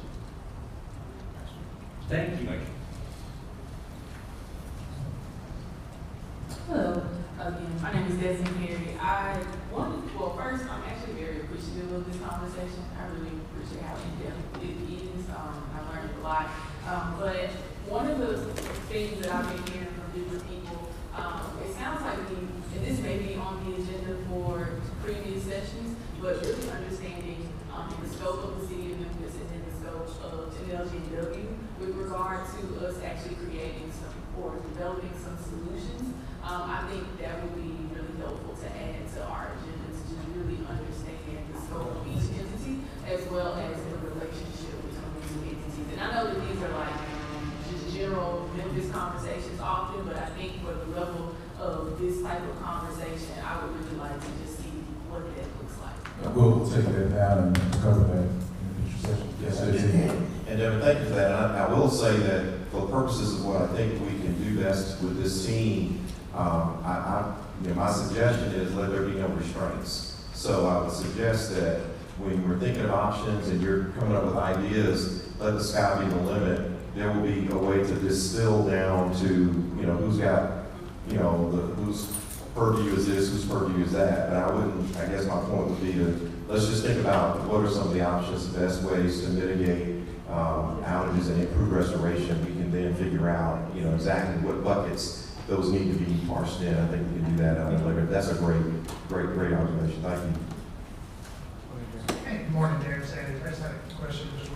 One part that I'm not completely clear on is where does the public side and the private side intersect as far as on the service line? Is it the letterhead or is it the meter? At what point would it be an individual problem, and then how would I get that communicated to me? Thank you. That would be what is called typically the weatherhead, is where the location transfers from the customer's responsibility and MLGW's responsibility. The weatherhead. It's the mast. I'm going to try to find that picture. There's a good picture here somewhere. Yes, this will work. So we have the service drop that comes from the pole to this weatherhead. At this point, there's the transfer, and this becomes the customer's responsibility. So a lot of times when we have an ice storm, windstorm, whatever, this may come down and it may pull this weatherhead down and they pull this meter socket out off the wall. This will be the responsibility of the customer to get repaired. You have to get electricians to do that. Thank you. Yes, please. I have two comments, but one is I want to know what can we do to have a better image of MLGW for the public. We have a terrible, terrible image. They think you're big business, you don't care. They think you take care of rich people before you take care of poor people, and it's a big problem. And the people who talk to them foster this image, this negative image. So if we could come across as being compassionate, very empathetic to the situations that are going on all over the city of Memphis. But I had calls from District 5 as soon as that ice storm hit. People started calling me. I live in District 4. District 5 people were calling me because they knew I would take time to listen and try to solve their problem. They didn't feel like they could get that kind of concern and help from MLGW, and we need to do something about that. No, and I appreciate your comment as well. One of the things that you know, because of your engagement with us, that we are, and that's why we put up there up front our mission and vision.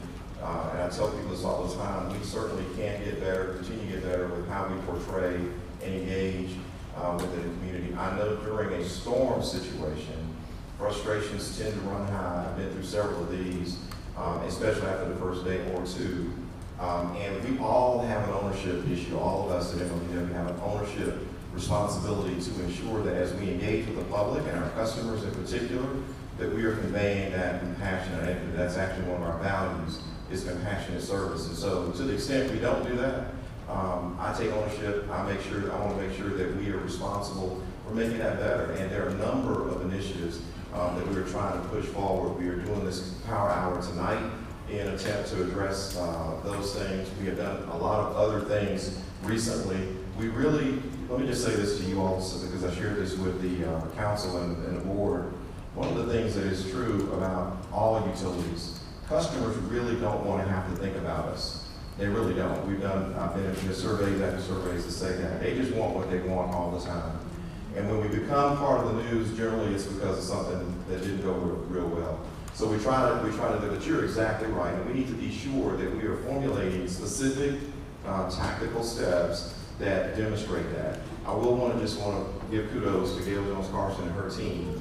One of the things that they do all the time, and I mean like all the time, is they're leading community engagement activities to demonstrate what you're just saying. And I mean from not just within the city of Memphis, but throughout Shelby County. They're engaged with our chambers, they're engaged with communities, whether it's outreach during food banks or other things.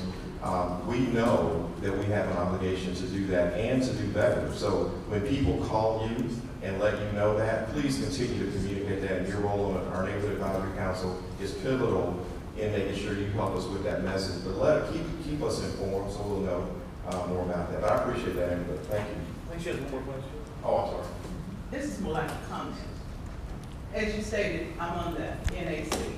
And several years ago, we had the tree guy come to us and give us a meeting. And we talked about being proactive about cutting down, not trimming, cutting down trees that were on the right of way.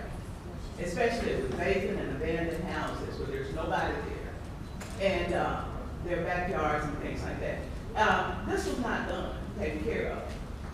I sat down and wrote down 3, I know. And the next tree trimming cycle, they came and they trimmed the tree. That's a waste of money. You know, so we need to, I think we need to have, first of all, we need to have more than 2 tree trimming services and bid them out and let some of the little guys come and take some of this work. And another thing, we need to cut the trees down. I know people love their trees because as soon as you cut them down, they're going to complain. But the big picture is, we still have power. So that's Thank you, Ms. Wicks, again. And most of you all are doing a great job in helping us with where we're going to be going at the end of the next meeting with regards to these types of suggestions and comments that we can take and actually begin to develop some sort of action thoughts around them and some subgroups. And Doug and I have already talked a little bit about how we might do that. But this is good input and information for us to begin to formulate that. So I appreciate that. Thank you. I have a quick clarifying question. When it comes to the tree ordinance, is it the responsibility of the property owner or the tenant? You're talking about the ordinance for trees? Yeah, look, and I don't want to curtail that discussion because I appreciate Mr. Bird bringing that up. I will say, let me just kind of give you all my take on this. It is really important for safety reasons primarily that we coordinate what's being done with tree trimming around our power lines. We really need to make sure, and Doug's got a great point. You know, it'd be interesting if you have one section or one neighborhood, they're just getting about it, doing it and having it done individually, but another area doesn't, and then we have to figure out what that really looks like. So what we've been doing in our tree trimming program, and I'm getting ahead because I know we're going to talk about this a lot more later, is trying to make sure we have a coordinated effort across our system, across Shelby County, because we got trees across Shelby County. And we really need to make sure that we manage that in an effective way. So my concern would just be with, you know, haphazardly having some folks doing it in compliance, some folks not, and now we got to figure out who is and who isn't, and how does that work. I mean, there's a whole lot of specifics to that would make that a really good, administratively, I think, and just practically a difficult thing to do. So I think it's really important, like I said, that we sort of stick to the notion that, you know, we have a responsibility. We certainly work with the city. The city's been doing, I mean, the tree clearing that occurred after the storm, you heard Doug talk about that. They had to do something just to clear roadways and stuff. And we couldn't even get to some of those things without the city doing what they did. So I really just want to make sure we stay on topic with regards to being safe and what we do with trees. That's really important. And the contractors that we have that are doing that are trained specifically to work around the high voltage lines that we have. That is not something that every tree service can do. They're not certified to do. So there's just a lot of tentacles to that. So if that makes sense. Yes, ma'am. Or What's wrong? I just wanted to share that I get calls all the time, and it's not just during the storm. They call me about everything. So during the storm, this is what the number one issue. When will I return back home?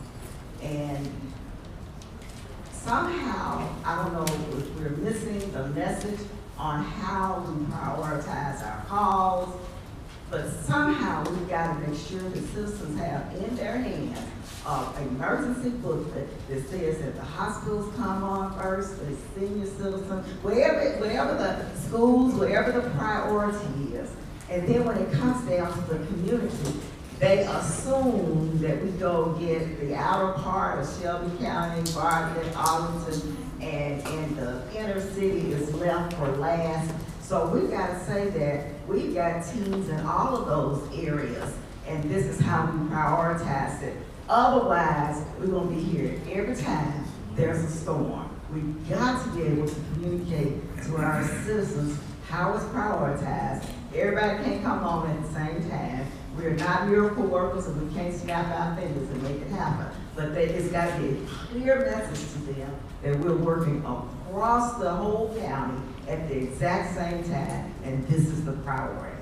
Absolutely, thank you for that, Councilwoman. And hopefully what you've heard thus far that Alonzo shared is helpful, and you all will be ambassadors for that communication. And we'll make sure that we do better in trying to convey. Because you got to remember, if you've taken anything away from what Alonzo just shared, I think we'd all agree this is not necessarily the simplest thing to convey to people, simply because there are any number of kinds of configurations depending on where you live and how long your house has been there and all that. So putting that together in a way that's concise and easy to understand isn't as simple as it may appear. But that's a great point, and I think just the restoration process itself, when Alonzo goes through and talks about what we did during the ice storm, he'll talk about that a little bit.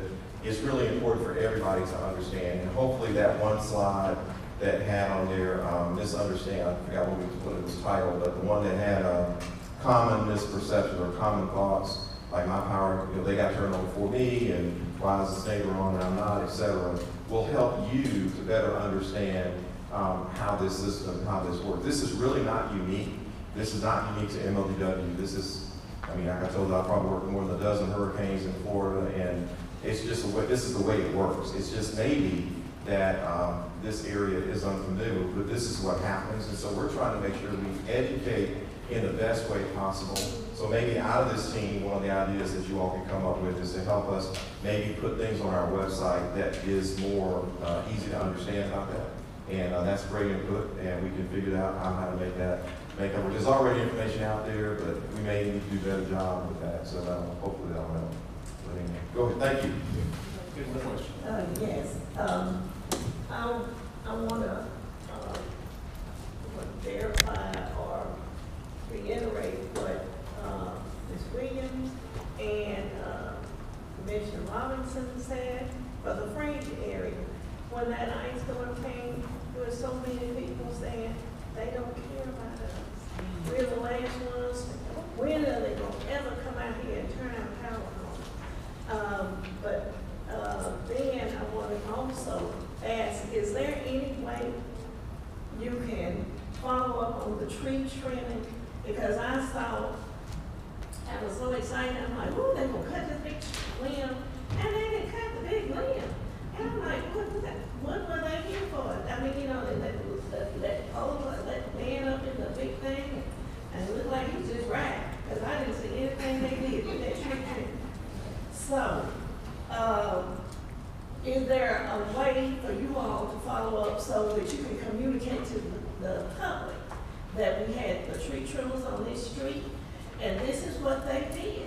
And the last thing is, how do we, as members of this body, how are we able to communicate to you all our suggestions and our concerns as we go forward? Is it an email address that we go to, or what? Thank you. Yeah, thank you.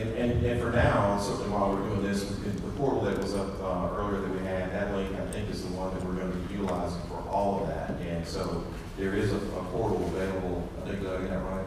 Yes. That we'll be able to, and we're going to get all the comments, we're going to take all that information, distill it down, and have So certainly use that. That's what I would encourage you to do. That's been established for that purpose. So thank you. I'm not sure who this question is for. Looking at this diagram, and I think Alonzo earlier you alluded to the fact that a portion of the county are already underground. I know there's been some talk about the feasibility of converting the remaining grid to underground, but just based on what I'm looking at, that looks like a multi-year, multi-billion-dollar allocation. So what would be the projected timeline if there was funding, something like that to happen?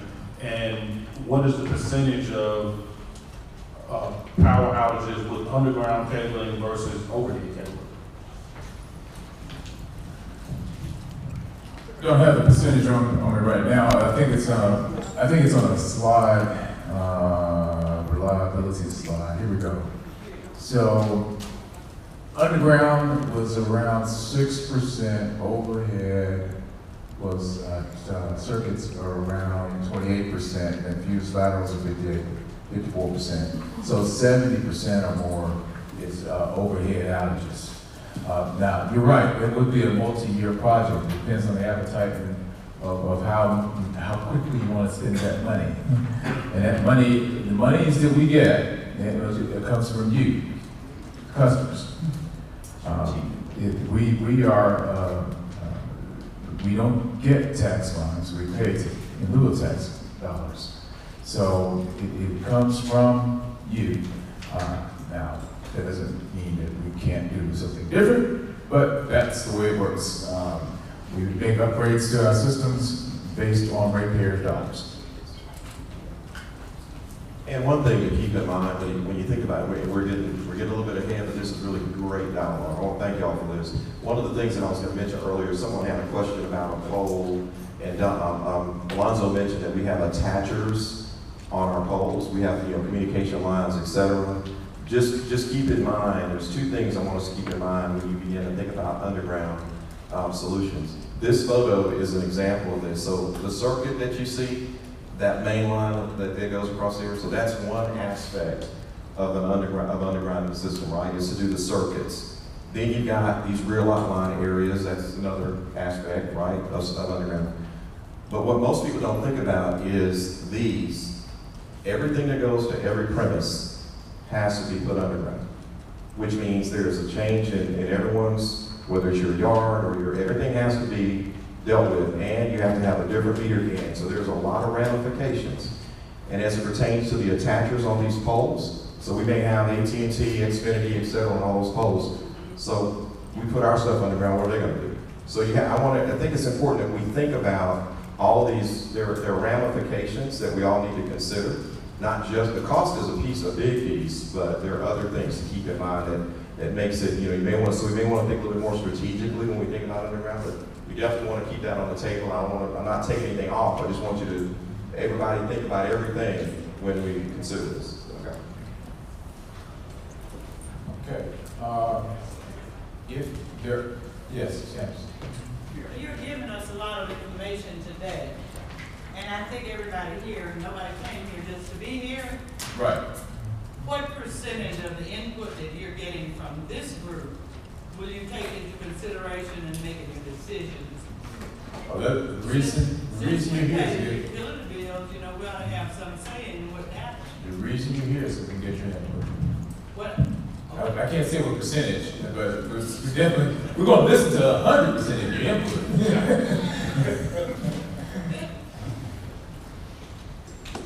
All right, are there any other questions? This has been a great dialogue. I think this is what the city and MLGW, wanted to hear, is have an opportunity, to hear from you.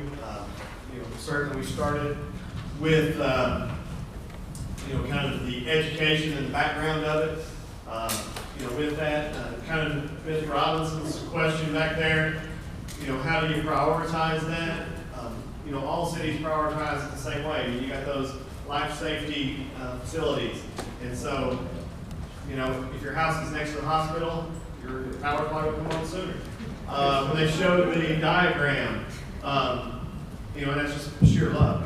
It's not that you were chosen, it was you're on the same circuit as the hospital. It's a good place to be. When they showed the diagram up there, you saw the substation, then you saw the primary, which was the number 2 coming out of there. You know, the closer you are to the substation, there's less likely for a tree to be in that first span of wire. And every time you go a mile down the line, 2 miles down the line, 3 miles down the line, 5 miles down the line, the further you are from that substation, the higher chance of, you know, a tree or something causing a fault on that circuit. So as you look at that, you know, they're starting back at the substation, and they're making sure that the faults are cleared there, and they're working their way out from the substation. So if you are out at the end of the line, you know, you're probably going to be further down the line, because with each of those faults, as close as they are to the substation, it's going to bring theoretically more people's power on. That's what they're trying to do. You know, if they start out at the end of the line, you know, they talk about some of the back lot outages. You know, if you're out there and you get the one person on, it's going to take you the same amount of time, if not more, to get one back lot outage on as it will as something out on the main street that's feeding a whole neighborhood or feeding multiple neighborhoods. And so, you know, as they work those priorities, they're trying to get those out there, you know, to be able to do that. Now, I don't think we're going to get into Landon stuff today. We're going to do that. You know, just move it to a particular slide. Yeah. So, you know, those are things to think about. It's not a, you know, picking and choosing, you know, based on where you live. It's picking and choosing based on where you are in relation to critical facilities and the substation, etc. So, you know, there are a lot of trees out there. Everybody loves the trees. I just moved into a new house. I picked a neighborhood that had mature trees around it, you know. And we hope that the trees are not underneath the power lines. I know those old 100-year-old oak trees are beautiful. You know, the little dogwoods certainly stay out much slower and stay out of the way of the electric system. So, you know, with that, we're going to get back together in 2 weeks, and hopefully in 2 weeks we'll be you know, headed into the Final Four, and Memphis and Tennessee will both be in it. But I'm not to encourage you to bet on that, because I wouldn't take that bet. But we hope they both are. But we'll come back in 2 weeks, and you know, we'll kind of recap what we've went over today. You know, with the overview of the distribution, and we will get into the Winter Storm Landon event and how that impacted MLGW, how MLGW responded in partnership with the city, and then get into the details of that 5-year service improvement plan, which I think is very critical to understand and be patient. 5 years is 5 years. You know, it takes time, it takes money. There's a lot of work there, and it'll be good to hear MLGW describe that plan. I think if you look at the statistics they showed with regards to the number of outage minutes, you know, there's already been some improvement seen from that. You know, some of it could be blind luck with the storm weren't as bad, or you didn't get a tornado, or you didn't get an ice storm, and you know, some of it is that they are, you know, working, you know, diligently using ratepayer dollars to improve the system for the long haul. And then as we continue to move forward, you know, this was questions, understanding, education, and then we'll get into brainstorming to hear the thoughts regarding, you know, the outage issues and ideas for potential improvements. And to Ms. Anderson's question, you know, how much you're going to hear, you know, they're going to hear 100% of it. We're going to throw all the spaghetti on the wall, and then MLGW and the city council will look at, you know, logically, you know, okay, it takes $100 million to do this fix, well, it's $50 million to do this fix, or whatever, and determine what is the right thing for you, the customers of MLGW, to be able to spend that money wisely and accordingly. Because everything, as I said, comes from your rates. And I know all of you, you know, appreciate MLGW. And as JT said, you don't think about it until the lights go out. And MLGW is a multi-service utility and provide you water and natural gas as well. So with that, we will wrap up. Doug, are you going to close us out here today? Sure. I just want to thank everybody for, I know we want to all get to the solutions. I think there were some really good questions. What I hope is that you'll think about things today, and there's very likely going to be, and I'm glad we have time at the beginning for some different questions, because you're going to leave here and go, I wish I would have asked about that. So you just heard about, well, here's the impact of burying the lines. Well, if we chose to do that in my neighborhood, would I be responsible for the lines that come to my house? Who's gonna pay for that? So you may have a question about that. I really appreciate the comments, about the tree canopy. We have to make some real choices in our community about that. We have to make choices about, are there selective areas where we'd like to do that? I heard communication questions about, I know every specific neighborhood I heard Fraser felt like people didn't care there. I can assure you the people on East Parkway right here over the park called and said, why don't you care about us? So everybody felt like all of us didn't have power at a period of time effectively. So, and then I do want to think about, again, not all of the choices here were MLGWs. You heard, I want to emphasize one thing that Alonzo said. Depending on the neighborhood that you live in, the person who developed that neighborhood, private developer, is the one that chose. He said, I am going to pay for those lines to be put underground, or I am going to not pay for that, and I'm going to instead have lines overhead. So that was, MLGW responded to a request about what the developer was willing to pay for. Now, if you happen to live in a house that is just along the street, there wasn't a developer, you're an individual property owner, you're building your house based on what's there. It's either underground or it's overhead, you're connecting to what's there. So I really appreciate, and I think there's going to be a lot of conversation about what's public and what's private. What can I as a homeowner do? What should I as a tenant do to prepare? What should my landlord be doing for me? And what are the expectations that you said between what the city does in response to a storm or preparation? What should MLGW be doing? And then I'll come back to the very last point. We are going to listen to 100%. What this group says is important. I will harken back to the one topic that JT mentioned at the beginning.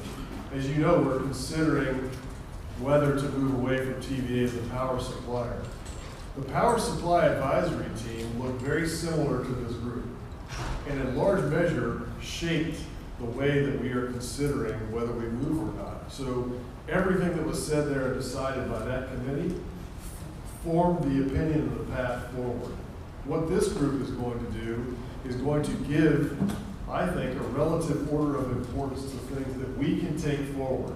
So when Mayor Strickland, when Councilwoman Robinson, when the City Council, they say, we have heard from citizens on the portal, people on this team who are helping us to take those information and prioritize it. This is what our citizenry has said is most important to us. That's equally as important as what we can afford. As you know, there's an Infrastructure Improvement Act coming down from Congress. They've already given us a substantial amount of money for our water, our sewers, and stormwater. What we haven't yet seen is what's in it for our transportation systems, our electrical distribution systems. There may be some resources there. So it's not just what we control locally.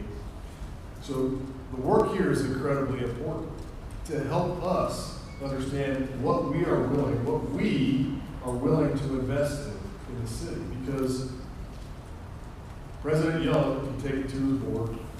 Mr. Graves is the chairman of the board, can make some recommendations. But if it costs another 10 cents a kilowatt hour, Councilwoman Robinson and her colleagues have to have confidence that that is the right thing to do. And the fact that she's here and listening is going to give her a lot of good top cover to say, these are the right things for us to do. No miracle cure, but we're going to get there. We didn't get here overnight. The map that Alonzo put up, I really like. In 1960, we had essentially the same population we have today. Everybody just lived inside the loop. So we had a lot of old infrastructure, but everybody lived kind of together. Now, we're all over this very large county. So we have all kinds of different infrastructure, different ages of infrastructure, and it just makes it more complex. So it's a multivariate problem, and in addition to your suggestions, we really do need your critical thinking to say, how are we going to prioritize these things?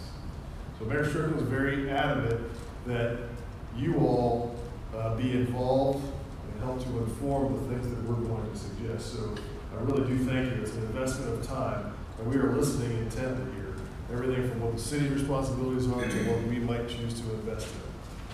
So I really appreciate y'all being here. I hope you'll come back next time. If you know a member who is on your neighborhood advisory or community advisory council that's not here, please encourage them to come, because we have seats for 36 people at the table. I think we have 40 people invited. We're almost there, but there's a few missing neighborhoods. We want to have everybody here. Thank you. Hey, nice. So again, I'll echo my appreciation for y'all being here today. I think these have been some great starter discussions. We're going to have a lot more time for that. Homework assignment, just so everybody knows, the remainder of your book that we didn't go through will be talked about next week. That is the information on Landon, and as well as the 5-year service improvement plan.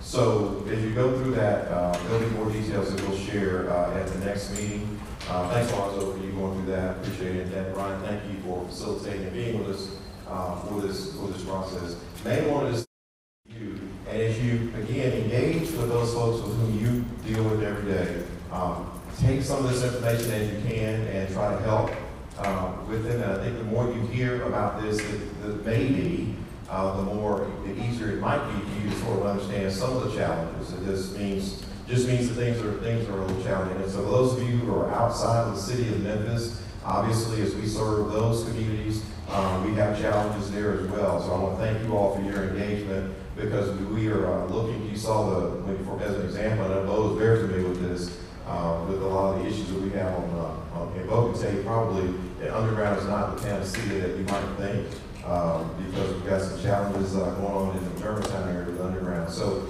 just keep all those things in mind, and your ideas, don't stop them, don't shade them with anything. Just be ready to share those next time as we get together. Any other last minute, we're going to try to give everybody an hour to transition to get to where I know y'all got to go back to work, but somebody's going to probably listen to what the Tigers are doing, right? I guess. And I got to root for them because my Gators, bless their hearts, they're all. But that's okay. Whatever. But any other. The next meeting, 2 weeks from today, same time, same place. Makes it easy. Same in person, and the first 2 meetings are in person. And so it'll be very, very same location. Thank you, Doug and team, Tiffany and others, for you all pulling this together for us. Thanks to our team. Gail, your folks, I know most of them are outside, but they pulled all these books together in record time and got all this information together. Go ahead and, if you would, take your, I'm speaking for your team, Gail, but take your name placards with you, so that when you come back the next time, wherever you choose to sit. Oh, we can, see, this is why I should be saying that. Leave the name placards. I got outside my lane, I'm sorry. Okay, leave them on the table, Gail says. My bad. You will have them, right? And your picture, leave the lanyards, Gail, leave the lanyards too, Well, they can take it. Okay, you can take those with you. That's fine. So just leave the name, okay, my bad, okay. Look, thanks again, we appreciate it, everybody be safe, God bless you.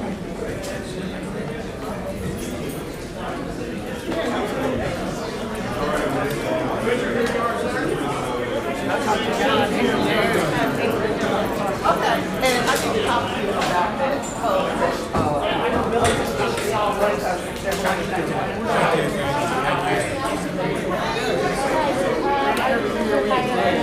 Sorry for the